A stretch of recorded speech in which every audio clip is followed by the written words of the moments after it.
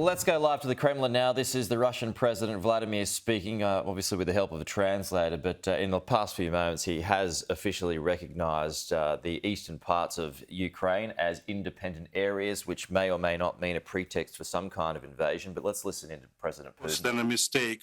After the breakup of the Soviet Union in 1991, this became absolutely clear. Obviously, the events of the past cannot be changed, but we should say honestly about them without any subterfuges or any political coloring. From my personal point, I would say that the current political situation, whatever effective or efficient they would seem at any point, under no circumstances can and should not be the basis for the foundation of the state. I am not blaming anyone in anything. The situation in the country at that time and after the civil war and before that was extremely difficult, critically difficult. Now I would only like to say that that's the way it was. It's a historical fact.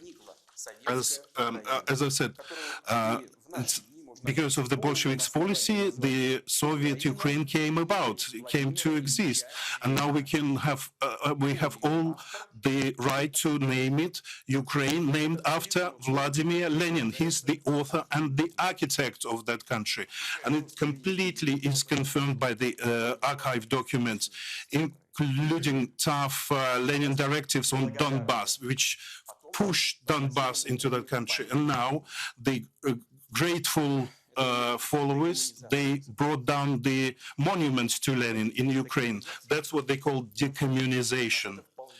You want decommunization? Okay, let's have it. We're happy with that. But just don't stop halfway. We will show you what means to Ukraine complete decommunization. Coming back to the history of the issue, I would like to reiterate that in 1922, on the territory of the former Russian Empire, the new country USSR was formed, but the life itself showed straight away that you can't keep or save or manage on this amorphous state these principles. It was not feasible, it was not possible.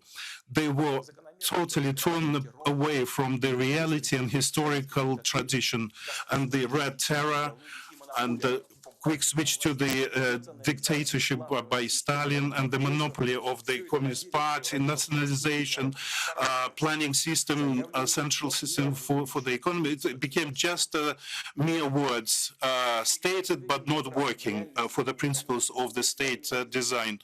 No sovereign rights were not given with the republics. But in practice, it was severely centralized, totally unitized state. Stalin, in fact, fully realized not Lenin, but his own ideas of the state design and state machine. But there were no changes into the constitution and the fundamental documents. The stated Lenin principles of building a SSR were not revised. It looked like there was no need for that under the totalitarian regime. Everything was working, and it looks very nice from the outside. And it was even super democratic, but it's a pity. It's a big regret. So from the basic legal basis on which our state was built, the idiotic, utopian, brought in by the revolution fantasies were not wiped out or taken away. But in future, no one thought about the future, as it always often happens in our country. The leaders of the Communist Party thought they created a very robust system, and following their policy, they solved all the national issues. But falsification, swapping the rationale, playing with the people's mind cost a lot. And following the nationalistic ambitions, and they didn't go anywhere. And they were like a bomb under the principles of the Somalis. It was just ticking away and waiting for its time. and that bomb is the right to leave the USSR, to exit USSR. So in the mid-80s, amongst the social issues, crisis in the economy, national issues, the expectations of the people, and the appetites of the local elites. So everything has becoming very bad. But the leadership of the Communist Party, instead of analyzing and making the decisions and making well-weighted transformation of the state machinery design, they were just lost in words, serving the saying nice words but not doing anything. There was a fight within the Communist Party itself. It was becoming worse, and each side wanted to expand its supporting side. They started to promote nationalist ideas and promising everything to their affiliates, everything they wanted. And all this big talk about the bright future based maybe on the market economy or maybe planned central economy, but people were becoming very poor.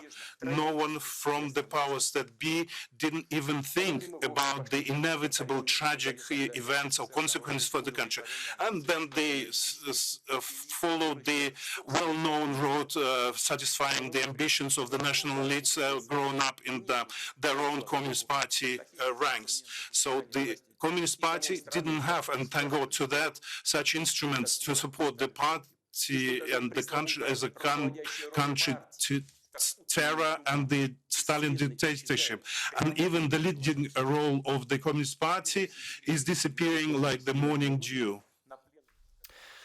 Okay, we've gone into a little bit of a history lesson there, but basically what the Russian president has done is that he's announced that he's going to sign a decree that recognises the Moscow-backed regions of Donetsk and the Luhansk People's Republics as independent states. Whether an invasion comes or whether it's just going to be limited to that, we'll have to wait and see. But what that may mean is that that Minsk agreement that sought to end conflict or war in the eastern parts of Ukraine has effectively been abandoned this morning. So we'll just have to wait to see what kind of political fallout comes after that.